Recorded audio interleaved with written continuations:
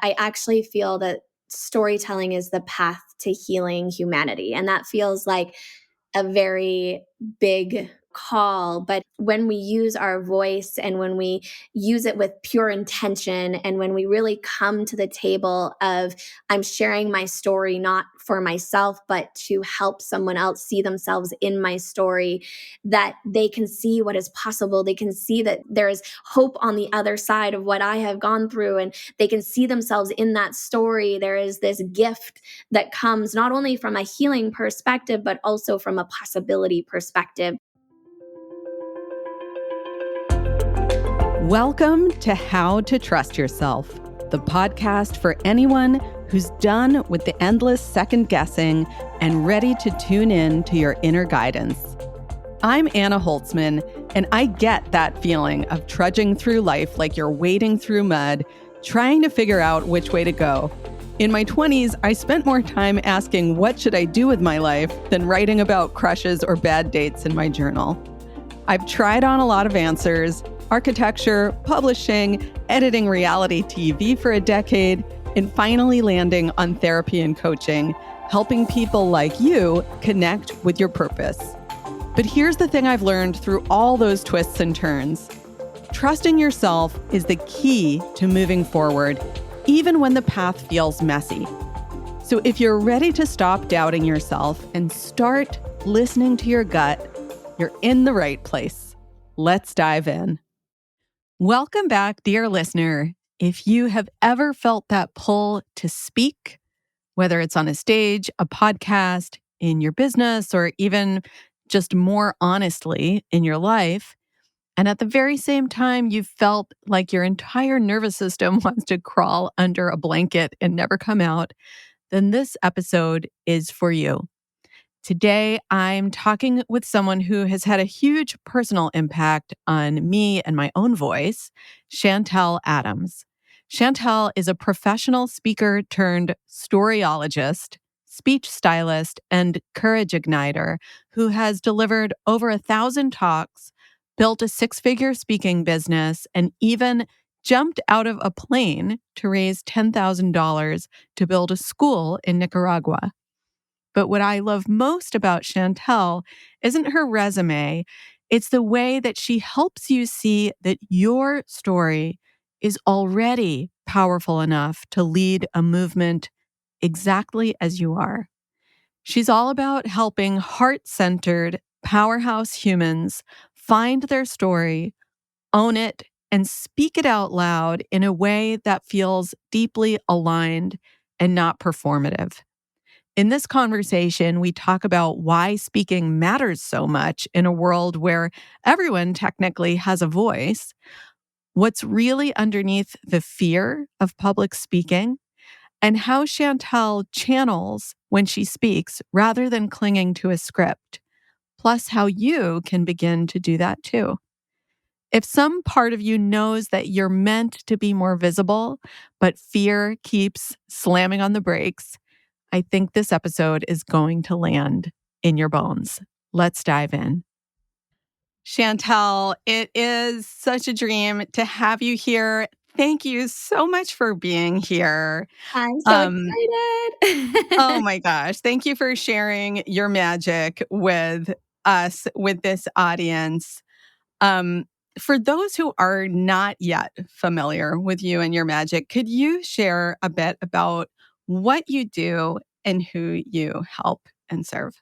Absolutely. So I am a storytelling and speaking coach, but it's so much more than that, because when we really understand the power of our story and when we can communicate it, not only with the words and the message that aligns, but also with the energetics and the embodiment, then we can show up in such a powerful way where we are remembered long after we are in rooms, where we truly move rooms into action, where we transform simply through our story and our message. So really helping next level thought leaders and authors and speakers, as well as executives who are ready to lead in a powerful way through the power of their voice. Amazing. And obviously, I first got to know you as one of your students, your coachees in your incredible program, Center Stage. And I was so attracted to your work because I was looking for speaking coaches. I wanted to speak on stage and I'd never done it before. And then when I started hearing you teach, it was like, oh my goodness, you're bringing like all the the somatic work, the energy stuff into this. In as much or little detail as you'd like to share today, how did you come to the work that you do? Because this is not something that you like go to school and look at a list of careers and say, I'll do what Chantelle Adams does. Oh, thank you. Yes, I started speaking actually in schools, and I feel that I've always had a sensitivity to energy and to people. I've always had a big heart. I'm that person who will watch, America's Got Talent or The Voice, and I hear the stories and I'm crying because this powerful story that is that breakdown into breakthrough and this opportunity for someone to share their magic on the stage. And so I've always been inspired by story. And I knew as a speaker, especially with younger kids where I was starting my journey, I needed to keep their attention. And so I did about 175 assemblies every year for about 5 years. So I had delivered about 800 assemblies with kindergarten to grade sixers. So I feel like that's the hardest audience you could ever have as far as attention and being able to teach them something of value, which I was always wanting to really teach them a powerful lesson on honesty or accountability or showing up in connection. And so I had to bring a lot of fun, a lot of energy, story, all of those pieces, and I feel it really helped me master that craft. And then I started to feel a little bit tired, as you can imagine. I got tired just hearing like how many talks you delivered to kids during those years. Like, Yeah, oh my yeah, gosh. you had to be so like, "Ah!" And Oh, so I was looking for something different, and I started to see this online space, and I was thinking, what could I teach or how could I support? And it wasn't obvious to me right away, but it was actually after a Zumba class, which, often happens when we're moving our bodies, when we're not trying to think it too hard, yeah. where the idea came in of, oh my goodness, I could teach public speaking. And I sat in my car, and for 20 minutes, I outlined everything I needed to know to be a great speaker, and everything from storytelling to how to craft a great speech to the flow and frameworks to getting booked on stages and how I did it, and getting paid and all those pieces. And then also, of course, the fear, because fear is one of the biggest pieces around public speaking and sharing our voices. And I threw it out online, and I had my first 11 people sign up for my Wow. online program that I named Center Stage. And it just snowballed after that. I grew this beautiful business where I have served thousands. I've delivered thousands of stories and really supported people in this work. But as I got deeper into it, I remember that people would take the framework and they wouldn't really know how to still say their story or tell their Yeah. story. And I remember the first time I did it, I said, okay, well, just let me pretend I'm you and I'll say how I want you to say it.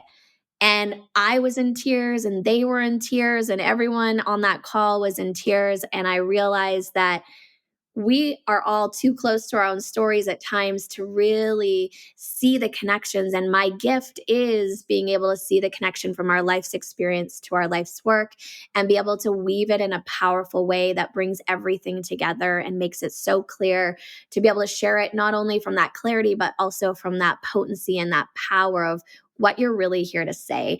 And so that became the way that I started to access the channeling, the energetic work, the embodiment work. And it just deepened and deepened and deepened through my own hardships and my own challenges and my own personal journey with needing to heal and needing to come into these different tools of breath work and dance and EFT and all of these other modalities that I use personally. I became certified in, and then now I'm using that as part of what I teach within the speaking realm.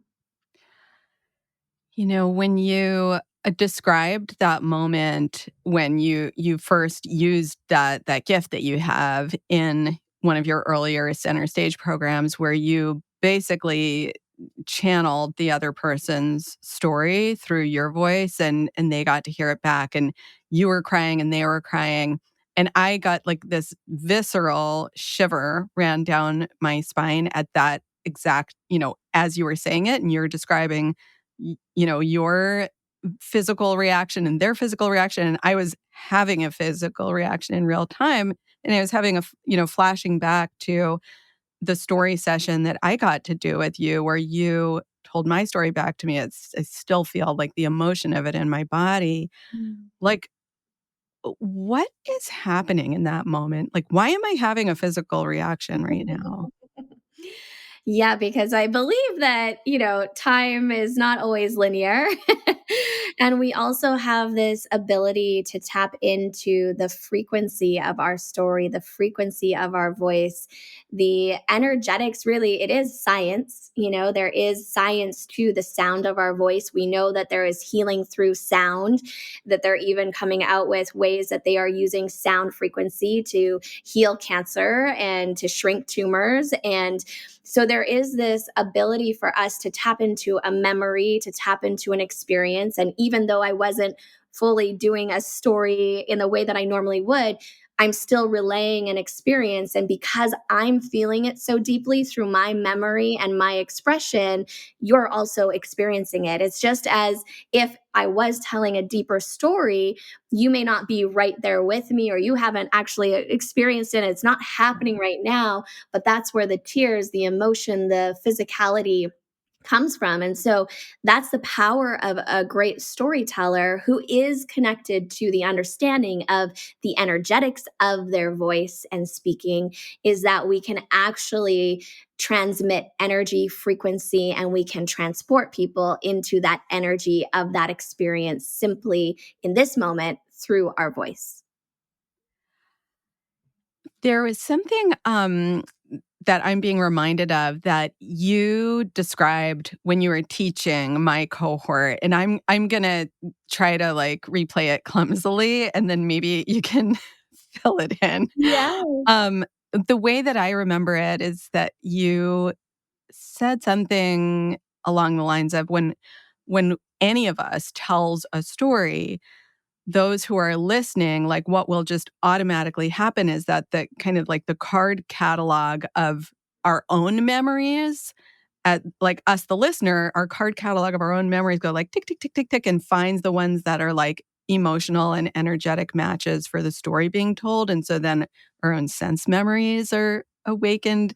Is it, help me here. Absolutely, absolutely. So the brain is amazing, right? So we may think that we don't remember all the things because that would be too much, but as we Yeah. experience our life and all of the experiences that we have and all the moments and all the memories, if we think about how long we've been on this earth and how many little micro moments we've experienced, everything is stored in the brain. We just don't remember it all necessarily, or we don't access it until we are invited to access it. And so when someone taps into really telling a great story from a place of emotionally connected, embodied, being able to really paint the picture so that it feels as if you're transported there. It's not just a timeline of events, that you really feel it as the speaker. And therefore, when you're emotionally connected to it, they've done studies where they've had the brain scans on the speaker and then also on the audience, and it is firing in the same places as the speaker. The audience mirrors it. So there's something there called neural coupling, which is they're mirroring that from that place of just emotion. But then also the brain starts to go, oh my gosh, there's this piece of I'm experiencing something from someone else telling me an emotionally charged event. When have I also experienced this? Because there is that desire for connection, that desire for, I need to also pull up something that is actually resonant with what is being shared because that emotion is being evoked in me. And so your body goes into this emotional state. The brain accesses where that memory was from that emotional experience and brings it forward. So as you're telling your story, you're automatically bringing the audience along on moments where they also felt something similar. It doesn't have to be exact, but a moment where they had an experience with a loved one, or where they lost someone, or where they faced a fear, or where they, experienced a hardship. All of a sudden, those memories are just being accessed by the brain because of the emotional state that you're feeling. Amazing. I just thank you so much for breaking that down. I remember the first time, when you were teaching it to my cohort and just now when I'm listening to you again and I got more from it this time. It's like what you're describing it just makes sense of an innate human experience that I think we all are familiar with, but I don't know, I had never thought about it before or really even like cataloged it as an experience. But it's like, oh yeah, that's what's happening when I'm watching a movie, when I'm listening to someone speak on a stage, but it's also happening when I'm like talking with a friend on the phone and they're telling me some story of something they experienced. I'm like, oh, that reminds me of this other thing. It's totally different, but it reminds me, right? Exactly. Yeah. Exactly. Because we are, as human beings, one of our greatest desires and needs is a sense of belonging and connection. And Yes. that's on the very like base needs. So our bodies, our brains are wired to keep us safe, to keep us in a great state. And so when we're in an experience, it's going to do everything it can to bring us into alignment, resonance with whatever that experience is. It's also why people say, be careful who you surround yourself with, because Yeah. your body, your emotions, your memories, and what you think is possible and what you will resonate with starts to form based on who you are surrounded by. Yes. It's such a different, like, understanding or framing of speaking than I guess what I thought speaking was when I first, came to work with you, where I thought it was like performing and you're like projecting and you're on a stage just like bleh. And that feels so uncomfortable because it's not relational and it's not actually what speaking is. I learned through you. Yes, and thank you for that, because so many people have the question of, how do I memorize my speech? How do I write Yeah. my speech? And I've worked with a lot of executives, especially in those realms where they have had a speech writer, or they've had the perfect deck, or they've been told exactly where to stand, where to pause, how to express it in this perfect way, and they're so disconnected and disembodied from what they're saying that there isn't that reaction from the audience. And one specific executive that I worked with, she did a lot of speaking, and she would have her notes there, and through our work together we threw out the notes. Of course, you know that too. Oh, yeah. Yeah. We threw out the notes, and I really brought her into this place where she felt the words that she was speaking, Yeah. and she was able to base it in story, and she was able to trust herself to know that she knows what she's going to say. And even if for a moment she doesn't know exactly what she's going to say, she's going to say what is needed in that moment that is resonant with what is needed for the audience to hear. And so there's a deep level of trust as a speaker, but also a deep level of connection when we're not in our mind trying to relay a memorized experience from the mind. We are speaking from the body and from our lived experience. Yes. Which we all know how to do because we do it in conversations with our friends. It just kind of Right. right. Yes. We forget And it that when was a we big mhm. piece, right? Of reminding people that speaking is really just a beautiful conversation with a few more people. Right. And being in that energy of being yourself. That's something that I know in your cohort of Center Stage Live, every single person had a different style physically, Yeah, a different way of dressing, a different style, but also totally. a different style of speaking and sharing. And every single one was beautiful. And that's the difference. We can be carbon copies, and with AI and all these things, that we start to really sound like a certain way. But when we bring the essence of who we are through our speaking, and through the way that we present, and through the just being the human that we are, then that's where the connection lands for people. So I think what you just expressed is a beautiful lead in to the next question I want to ask you, which is why speaking? Why speaking and why stories? You've chosen this as your calling or it has called you. Um, why is it so important to share our voices and our stories when after all every single person on the earth has a voice and a story. So why is it important for you to share yours and to encourage others to share theirs? Yeah, I think at the core, and I can feel some emotion in me, is that I actually feel that storytelling is the path to healing humanity. And that feels like a very big, call, but it is this piece of what has been from the beginning of time of how we have related, passed down wisdom, how we have healed, how we have taught in story form is how we've been able to really create and heal humanity. And I feel that there is such a gift that when we use our voice and when we use it with pure intention and when we really come to the table of I'm sharing my story not for myself but to help someone else see themselves in my story, that they can see what is possible. They can see that there is hope on the other side of what I have gone through, and they can see themselves in that story. There is this gift that comes not only from a healing perspective but also from a possibility perspective.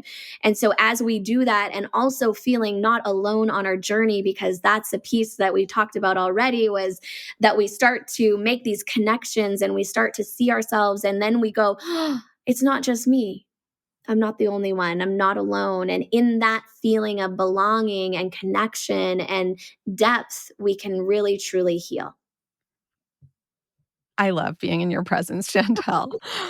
I just like I receive so much from it every time I get to be in conversation with you. And what you're saying, it just makes all the sense in the world to me. I feel like we all need a way. Like life is chaotic and it can be painful and beautiful, but it can feel very, very chaotic, and we need ways to metabolize all Mm. of that complexity and chaos. And, I know for me, my kind of primary route to that is journaling, which is also a form of expression and story. Um, and, I totally see how speaking and storytelling is that way of metabolizing, alchemizing, bringing it into resonance with others so we can hold this, all of this life together, metabolize it together. Um, it's I really love an incredible thing. I love how you said that. That was beautiful. And also it is this piece that when we have this storytelling sessions that I'll do in groups or at events, and I'll choose one person because of timing, I can only Yeah. do so much, and so I will teach about the art of storytelling and how to bring that into your business or your brand or all of those pieces, but it's also such a healing aspect of our journey. But I'll bring one person up, and in that experience, there's usually not a dry eye in the audience, not only from that place of feeling for that person in that experience of their story, but also, again, because every single person will come up to me and say, how is it that I completely related and resonated with her story? Like that was me. And I do feel that there's something very energetic when I do that, those in groups, is that as I choose someone, it is something that will be for the whole, for the collective. And that as I'm shifting perspectives through the way that I tell the story back to that person, I'm starting to shift how they felt in these moments of maybe betrayal or loss or hurt. And I'm shifting it not only with the words that I'm saying, but with the frequency that I'm using. So that we're healing in real time these experiences. I actually have shared that it's almost like an acupuncturist who can see the different energy meridians in the body, and they can tell where there's stuck energy in a certain channel within the body. And I can see that in someone's life experience, that it's actually, oh, there's a moment where there's stuck energy, and I can go in with my words and the way that I say it, and it's as if I can dissolve that experience from an energetic thing in that timeline in that moment, so that her in this moment or him in this moment can actually be free of that stuck energy that's keeping them in a cycle or a loop that's not serving, so that they can actually move their work, their voice out into the world. And it's for them, but as I'm doing it for them, I'm doing it for everyone in the room. A quick pause here because I want to invite you into something that I think could shift the way you feel about showing up. If you're a sensitive creative or entrepreneur, and the idea of being really seen and heard brings up fear, resistance, or that, oh no, not me feeling, you are in good company. My free visibility workshop, Let Yourself Be Seen, is all about making visibility feel safe to your nervous system and true to you. We'll explore how to work with fear as a doorway into more authentic self expression so you can share the work that matters most to you without pushing, pretending, or burning out. You can save your spot or catch the replay at annaholtzman.com/be seen. Okay, let's get back to the conversation. And that element of like what is for one is for all. It just became so clear to me here. I've heard you say this before and embody this, and I don't want to go too much onto a tangent, but we are in a time of so much intense polarization in this world. And what's coming to me as I'm listening to you is that storytelling has the capacity to bring us into our shared humanity, that we all have the same energy and emotions moving through our bodies. And that though my story could look or feel different by some of the details of the Yeah. experience, that at the core of a lot of our wounding and our trauma and our joy and our bliss and our beautiful work in the world, there is some commonality. There is a beautiful thread that connects us all. Absolutely. Yes, yes, like, could be wildly different in the details and still The have that essence. core humanity. Yeah. Yeah. Um, Yeah. as I'm feeling the intensity of that, I think the intensity of it is a lead in to, um, to this question, which is about fear. Mhm. So I've heard, but I've also personally experienced that speaking in front of people is among like the top fears that every human being has. I think it's like, it's like fear of death and fear of public speaking, or maybe the top two, something like that. Yes. Um, how does this manifest in the folks that you work with? Like, what are some common fears that come up among the people you work with? And I've been one of them. And fear was such a huge thing for me in doing that work. And how do you help people to move through those fears? Yeah, absolutely. So I have a lot of strategies and tools that can come into play, but I really feel that fear comes from a voice wound. And usually there is a moment or multiple moments in time where we have been told we are too loud, we are need to speak up, where we have been laughed at, where we have shared something but then maybe forgot something and we have felt shame or guilt, or we have been ridiculed or we've been made fun of. There's all of these pieces, or maybe there is where you weren't able to speak up in your home, or right. So there's so many stories around our voice that have created wounds in our voice that actually create a visceral experience. Again, the body, the brain is here to keep us safe. And so when we have felt unsafe in speaking our truth, in being seen, of being heard, then when we go to express in a later time, what's still there? What we were just talking about, that stuck energy is still there, which is still creating blocks from us being able to be fully seen and heard, because on some subconscious level, we believe that it is not safe. And therefore, we will keep ourselves safe by keeping ourselves in that state of fear. And so the first piece is just starting to realize what those wounds are and working with those from a somatic and an energetic place where we can start to shift that in the body and we can release some of those stories and some of those fears around our voice. So a lot of my story work in the beginning was really around helping you create your leadership framework, your outline for your book, your signature speech, your brand story. And now it's starting to be, it's still those things, but I'm starting to do a lot more where we actually are just expressing to heal those wounds that keep us in every area of our life, whether it's relationships, friendships, or clients, or on stages. They keep us playing small because we are still playing out the narrative of those experiences where we had that trauma to our voice. Yeah. This is I feel like this is more I don't know.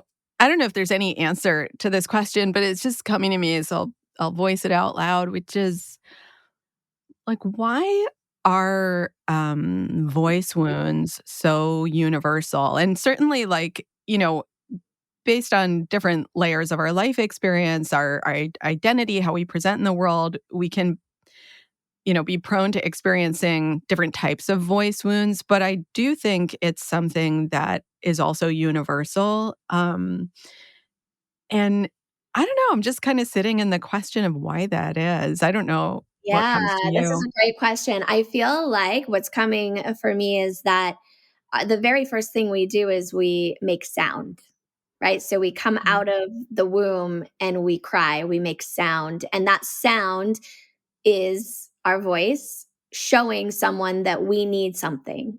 So from Yeah. the very seeds of the beginning, our voice is a mechanism to get our needs met, to be able to survive at the very base root. If we don't cry, we may not get fed, we may not get changed, right? There are the very We won't breathe either. right, yeah. Yeah. And so there is this piece of that's integral also in our ability to create. Yeah. So the voice is the instrument of creation in our lives. So if we are in any way, shape, or form creating anything in our reality, it comes through the voice. It really Yeah. does because we have to speak it into existence. We have to ask for it. We have to communicate it. We need to be in that embodiment of the expression of our lives comes through the voice. The voice is creation. Therefore, if it is embedded in creation and everything in our life, everything then is a feedback loop, Yeah. right? So I put something out to get my needs met or to create something in reality, and then I am met with other experiences, other people's traumas, other people's reactions to it. And then what do we start to do?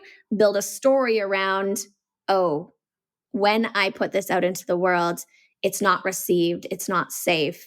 I am not okay. Someone rejects me. I'm not lovable. I'm not enough. So even though we could just say that, we could receive that, and we could let that go because that's their experience of our expression. It doesn't necessarily have anything to do with us a lot of times in a lot of these wounds.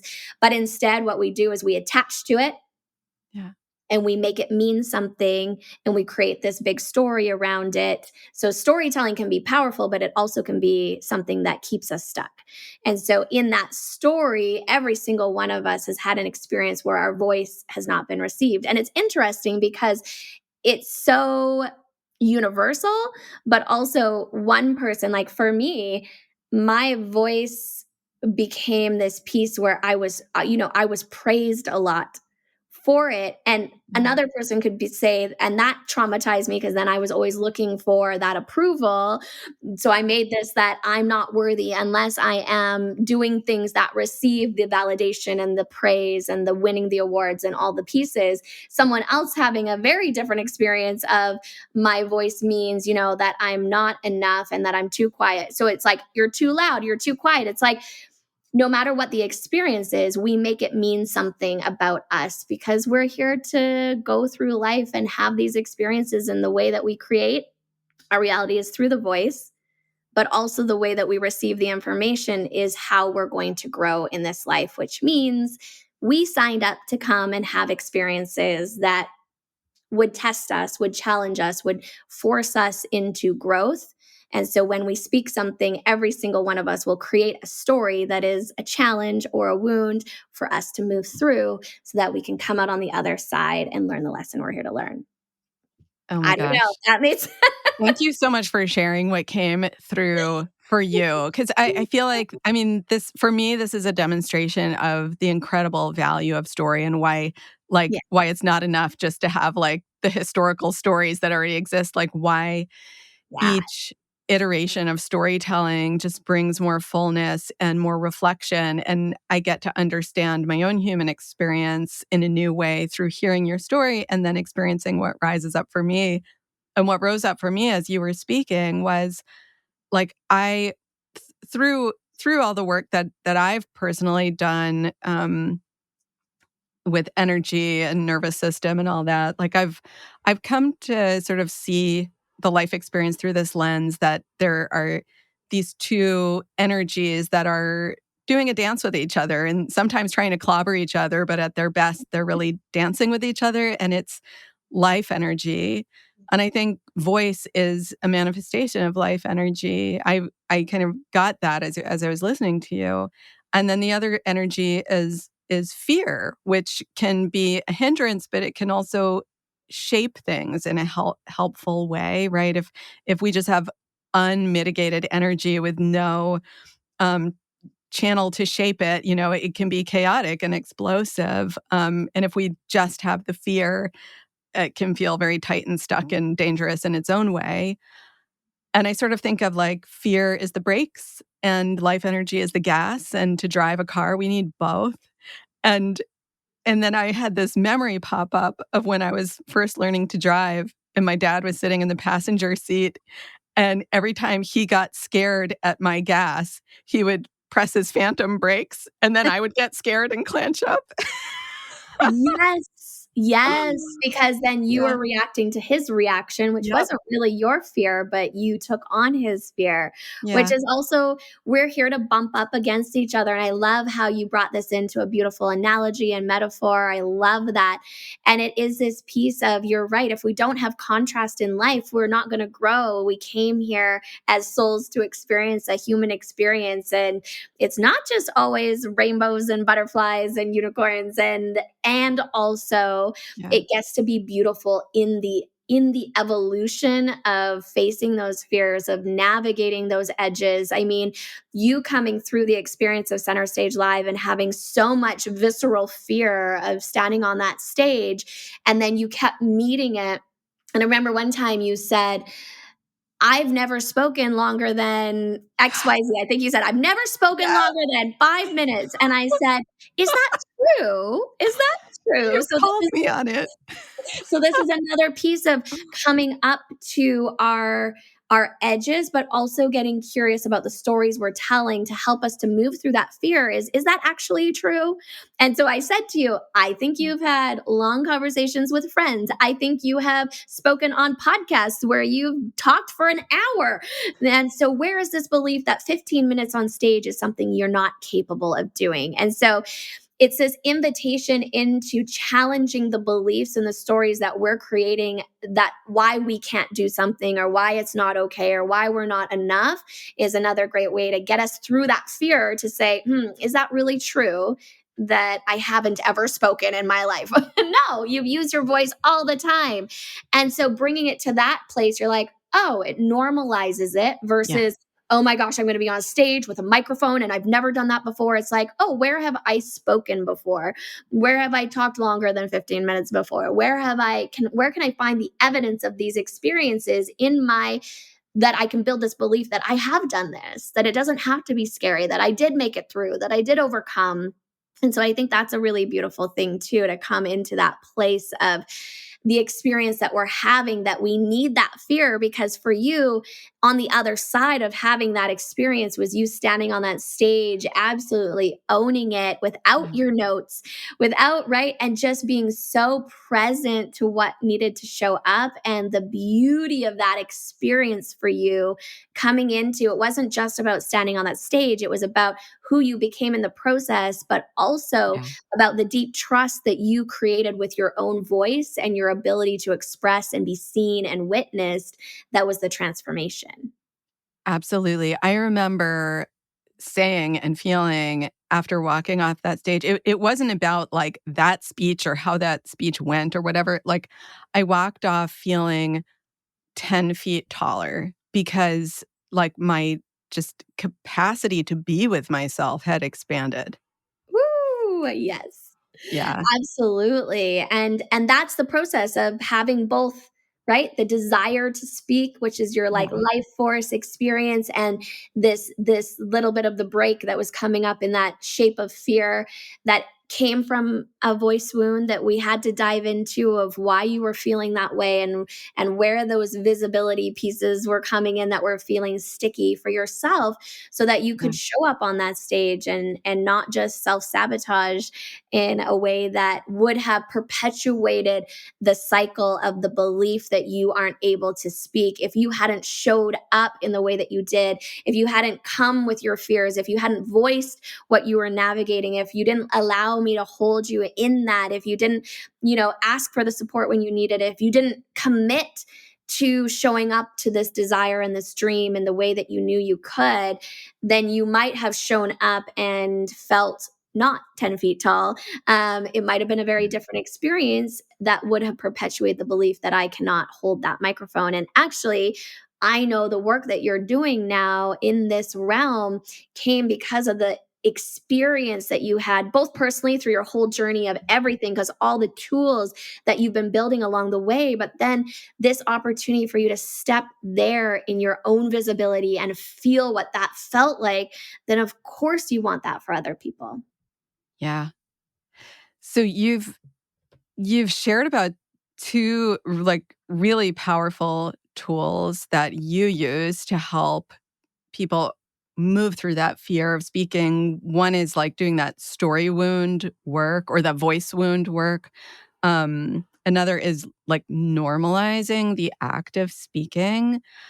There's been a lot more that's come into this conversation too, but it's something else that was just such an incredibly powerful tool that I learned from you, um, which is going to sound so incredibly simple, and I'd love to hear you talk about this. Is it's just this, and for folks who are just listening to this and not watching us, like all I'm doing is tapping my chest, which is something that I learned from you, and like it's it's so powerful, as simple as it seems. Yeah, so I am trained in EFT tapping, which is emotional freedom technique, which is tapping on different acupressure points in the body while we vocalize the things that we're feeling, so that we can regulate our nervous system while we're experiencing and expressing the fears or the overwhelm. And so that's part of it.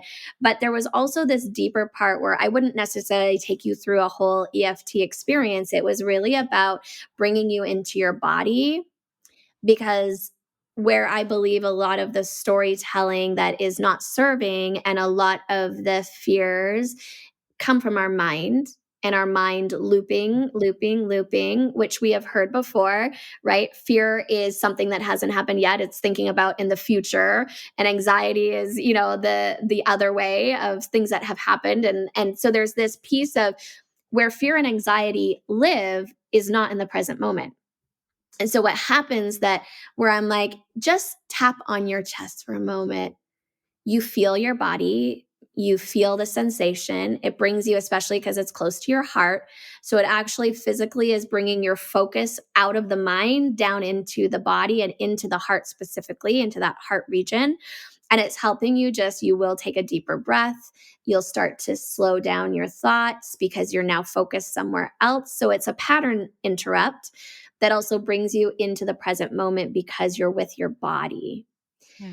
And then you take a breath, and then you might even forget where you were spinning in your mind, because now you're out of that thought pattern and that cycle and that spiral, and you're in the body in this present moment where that doesn't actually exist. I could feel my own nervous system going on a journey with you as you were talking us through that, and I could feel myself settle. And it's funny because even though I've been doing this podcast for ages and like I love I love being the interviewer. That's like a comfort place for me. But nevertheless, there's still fear that, I'm still a human being, right? And there's fear that can come up sometimes when speaking and knowing that we're being recorded. And I did have like a little, like, bit of a blanking out moment that happened like several moments ago. And then I just was like guided by your voice, not just the words, but also the intonation. And I felt myself coming back into my body. Beautiful, beautiful, because that also is where everything flows. And Yeah. that's that piece of when I teach people to, yes, understand what your message is, and yes, have clarity there and have your framework and know what you really want to hit home for an audience and be prepared, of course. But when you can just drop into a channeled state, which I feel like, yes, we had certain things that we were prepared to talk about, but also I had no idea. Probably 90% of the things that I said came out in a completely different way than I've said it before or that I knew was going to come through. And so, though I can prepare myself energetically and to be present in the moment, the flow state and the channeling comes where, again, if we get out of the mind, which is where the blankness will come, and we drop into the body and we feel our way to what we are here to express, then we can open that channel, which allows for things to just free flow through. So you're using this word channel and channeling, and I don't know if I've ever like told you this before, but before I like came into contact with you and was in your teaching space, I didn't really know what that word meant, and I kind of had a little bit of an ick toward it. Yes. And then, and then working with you, I was like, "Oh my gosh, like, I channel all the time, and I'm really, like, into, and it's actually, like, part of the work I do with clients too and what I help them connect with, but it just was, different language than what I was familiar with. So, for anyone that's listening that's, like, either they're just not familiar with what you mean by that, or they're, like, they have some kinda, reaction to it, like, what are we talking about? So I would say for most people, they would understand flow state. Yeah. So it's very similar to flow state, where you're really in so much of the present moment and so much in your body that you are just allowing things to come through. So it's this experience of, I know for some people, channeling could mean, channeling entities from other realms or other spirits or things like that. So that might be where some people feel some confusion or uncertainty of what this is, but for me it really is about being in a flow state, and that could happen through voice, through, I know you do journal writing, and so through that writing you're dropping into a place where you're not having to think about it, you're not having to be in that mind space. You drop so much into a free flow state where it just naturally comes through. And so when I drop into the story channeling, and many people were saying to me, I was channeling and a long time ago, and I had no clue what that word meant, and I didn't understand it. And so I was the same as you. I didn't really understand, but I start to feel different in my body, different sensations where there is an openness, there is a lightness to the energy, there is this ability for me to feel more expansive, more grounded. My voice usually changes, it drops a little bit more in frequency into a more grounded state. And really, it is about just letting it come through me versus trying to control it or trying to articulate it or trying to think it. So, same with artists, dancers, anyone that's in that creative state when all of a sudden they lock into this place where it almost feels superhuman, or as if the music takes over, the pen takes over, the voice takes over, where we are riding the wave of consciousness, where we're actually just a conduit for consciousness, where we're the channel, the vessel for what wants to flow through us in the highest service of those who are experiencing our art in whatever form it is. And when we experience that, it feels so good. I Mhm. think this is something universal because I just have heard versions of it from such a diverse array of people. I'm actually seeing the Finding Nemo where they get into the current Yeah. So that actually just like that little Finding Nemo where it's like swimming, swimming, swimming, and then they pop into the current, Yeah. which I can't even remember what it's called, but and then it's like ease and everybody's flowing and they're flowing so quickly through and there isn't this like battle of needing to do the swimming. It's actually just flowing through you. So it Mm. actually feels a lot of people say when I get into that channeled state, do I get tired? And sometimes if I'm doing a lot of energy work, there is more to it. But when I just drop into that channel when I'm speaking and when I'm doing story sessions for other people, it fuels me because it's not efforting, it's flowing, it's coming through me, not me creating the energy, the words, the thoughts. It's me actually just being the conduit of what is flowing through. I'm curious, this is to the listeners. I'm curious, we were talking before about how when we hear a story, our nervous system will just like go through this uh, card catalog of like the energetic matches in our own memory of experiences. And I'm curious what's coming up for listeners right now. Um, and what came through for me too, it was funny enough, is also a movie reference. It was, did you see that movie Billy Elliot from a long time ago? Yes, yes. I love that movie so much. I always cry. And Yeah. there's this scene toward the end where he auditions for this like fancy ballet school and he's not accustomed to environments like that. And at the end of the audition, they ask him, I think it's like they ask him what he felt when he was dancing. And he just like, he's not accustomed to having conversations like that. And he's like, I don't know. And he starts walking out of the room. But then he realizes he's not going to get the audition if he doesn't say something. And he turns around and oh my gosh, I'm getting, my tear ducts are welling up. How wild is that? Like, cause I Mhm, always cry at that moment. And he says, I just, I just lose myself. I mhm, lose myself, and it's just, mm, I just feel so much emotion even though, like, his mhm. experience is not my experience, but there's something that connects. And it is a piece of imagine a life where we are just so in flow, where we're not trying to control, where we're not getting in our heads, where we're not trying to think our way into our next creation, our next business idea, where literally bringing it back to how I created Center Stage was as I was shaking my hips, dancing in pure bliss, and it just dropped in. How many of us say we get our best ideas in the shower or when we're running or when we're in nature, when we're not actually trying to force it, think it, control it?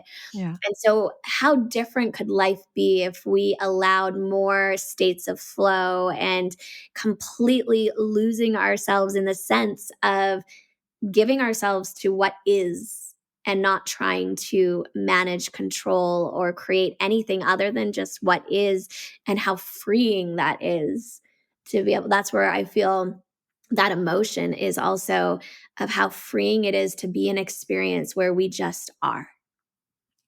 And PS to the Yes. listener, when you enter Chantelle's world, whether it's by listening to this conversation or working with her or hearing her speak, you will be invited into that state. Mm. Yes. And I do feel that for everyone that is what I teach is the energetics of speaking is about understanding that when we speak it is a frequency that we are emitting. Every single one of us has a signature, a code in our voice, in our DNA, and the way that we share, the way that we speak, and we actually when we can learn to harness this energy of using this channeling experience and getting ourselves into that flow, it is that others resonate and we bring everybody into a resonant frequency where we're all vibing in the same way, and that resonant frequency that I'm starting the flow but then everyone joining in, that's where you could hear a pin drop when we're in that channeled state, or where people really lean in to listen, where people could say, I actually don't really know exactly what you said, but oh my gosh, yes, I Yeah. feel it with every fiber of my being. It's where people talk about you long after you're actually on that stage because you had them feeling something within their own frequency, their own system, because you are speaking with that kind of intention and intensity in the way, but also in the flow where they were able to join into that same resonant frequency, which is powerful. I just want to be in the energy of this conversation all day. And Me we too. are at the time when I'm going to ask the final three questions that I ask every guest who I have the pleasure of speaking with in this format. And the first of those questions is, if there is a soapbox message that is infused to everything you speak, teach, and put out there into the world, at this particular moment in your ongoing evolution, would that soapbox message be? Mhm. In this moment, I had an experience where I needed to express anger. And anger is an emotion that I tend to not always allow in my life or have a lot of in my life. I'm a very loving individual. And also, where have we created this idea that that expression is not okay? So I sat with my anger recently, and I have had conversations recently with a lot of people sitting in their anger of the way the world is, the anger of the things that feel like injustices, the feeling of the moments of betrayal, of loss, of grief, of the asking the why, and is this all that there is? And there's so much that we're holding as a collective right now of this feeling of injustice and not sure how to process it, how to communicate it, or there's fear baked into the things that we really want to say or the beliefs that we really have. And I just felt this need to express everything that I needed to express to everyone that I needed to express it to. And it was this experience where I realized that in the diminishing or judging of the expression of one experience that I am having as a human of anger, I was actually dimming and numbing the expression of my passion, of my beliefs, of what I stand for, of who I am. And you can't necessarily have both. And in the expression of anger, I did that within the confines of my own experience. And I know that in that anger, there is a call to responsibility. There is a call to ownership. There is a call to an understanding of self responsibility, that I created everything in my existence, including that person in that betrayal or that lie or that thing.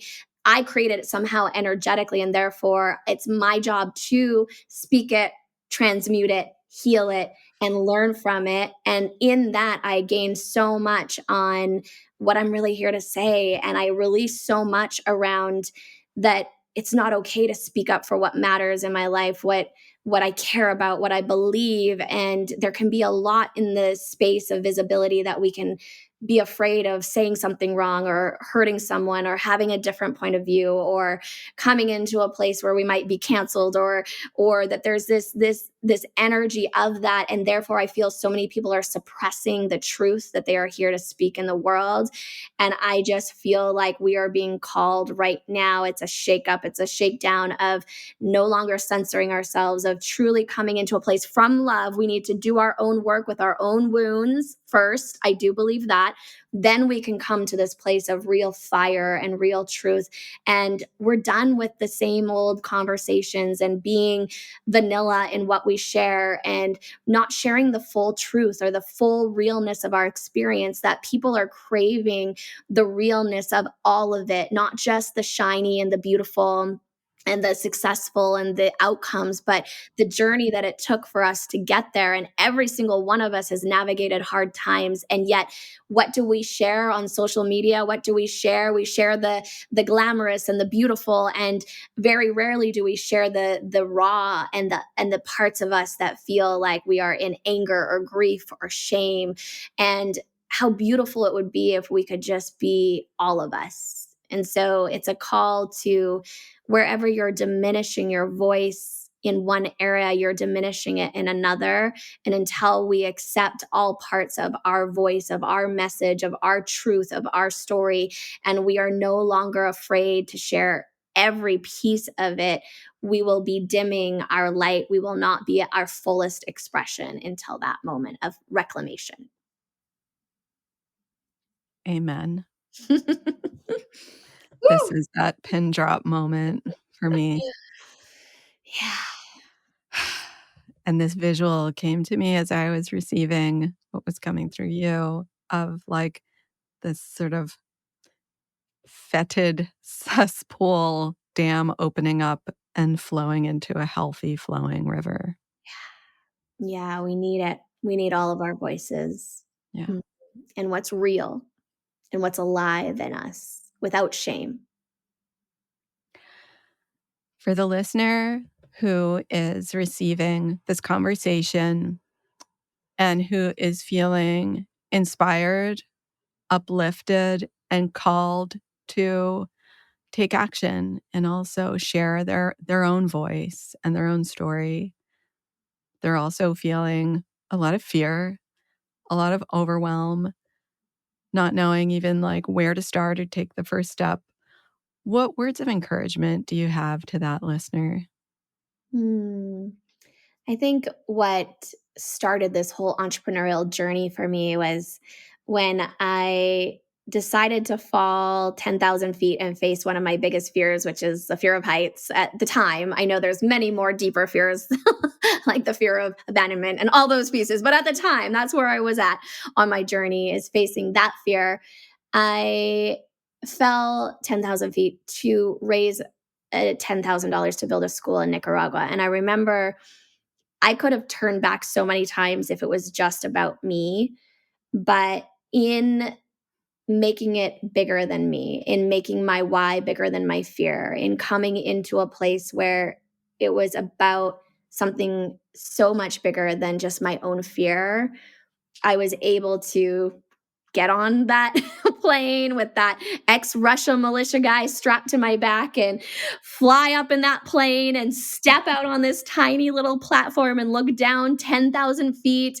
And I was terrified. And yet, in that moment of surrender and trust and leaning into it, the very next minute of falling was the most peaceful experience I feel like I've ever had, of just bliss, pure bliss. And I wouldn't have had that if I hadn't faced that fear. And I probably wouldn't have followed through with facing that fear if I hadn't made my why bigger than my fear by falling 10,000 feet, raising $10,000, building that school in Nicaragua, and knowing the lives that I would touch because of it. And so that comes full circle in what is keeping you from your, sharing your story, speaking on stages, putting yourself out there, being visible. Can you make a bigger why for that? Can you focus on that one person that's going to hear that message where their life could be shifted because of it, or someone who's going to see you themselves in your story and believe that it's possible for them too, or how you could do even bigger things, like maybe you're wanting to contribute in some way, or maybe you have a goal that when I do this and then this can occur, that we can make these ripples of impact be not just about us getting out there and sharing our stories and being all over social media, that it's a bigger purpose and a bigger why, and it matters. And we need to feel that deep in our bones to be able to truly walk through those doors of fear. Thank you so much, Chantelle. I was wondering how to invite that story into our conversation because it's such an incredible story. I've heard you tell it before, and of course, it Of wove its way course. naturally in. Finally, where and how can people find you? How can they work with you? How can they engage with you and enter your world? Thank you. I feel like the place that I love to hang out is on Instagram. So at Chantelle Speaks is where you can find me. Come send me a little hello and let me know that you connected through Anna's podcast. And I will have a special gift for you just because you came and said hello. And then also, I do have a lot of beautiful free offerings that are on my site and that you can access, like the speaking Speaking Amplifier. It's a 5-day series that really walks you through your story and the voice codes that you're here to embody, and really helps you know from a more strategic level how to get yourself booked and how to create a beautiful 6-figure business or more through the power of your voice. And so that's something that I'd love to gift your listeners as well. And if you are looking for that clarity and that desire to understand how your life experience connects to your life's work, and really come into that place of healing a lot of those stories or those voice wounds that are keeping you stuck, then a channeled story session is a beautiful experience that is so much more than just your story. There will be branding ideas, content ideas, micro story ideas, frameworks that come through that can really up level every part of your business. So, and if you come and say hello and you're interested in a story session for Anna's listeners, I will be doing a 50% off on that experience as well. Wow. And a story session with Chantelle is an incredible experience, I can say from personal experience. Beautiful. Chantelle, thank you so much for the gift of your voice, your presence, your time, for being here with me, for being here with these beautiful listeners. I'm so happy to be a part of your world and for you to be a part of mine. And thank you. Thank you. And thank you to everyone who was here listening. I hope you enjoyed that conversation as much as I did. And before we wrap up, I wanted to share an invitation with you.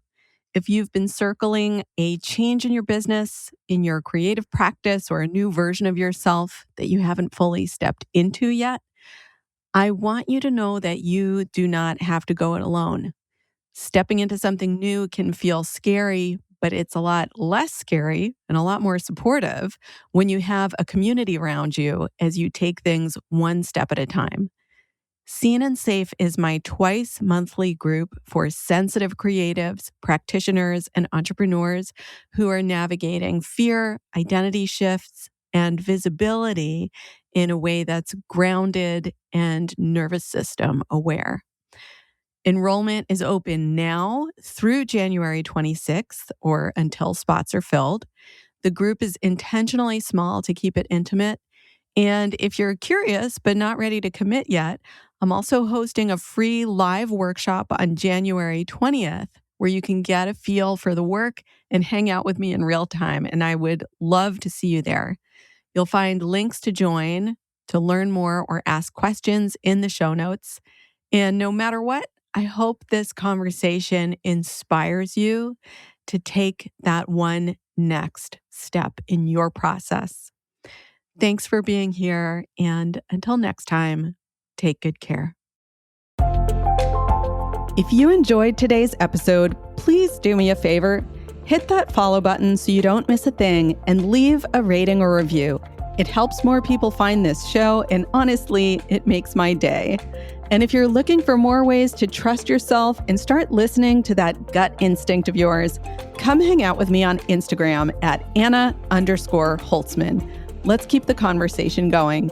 Thanks so much for listening, and until next time, trust yourself. You've got this.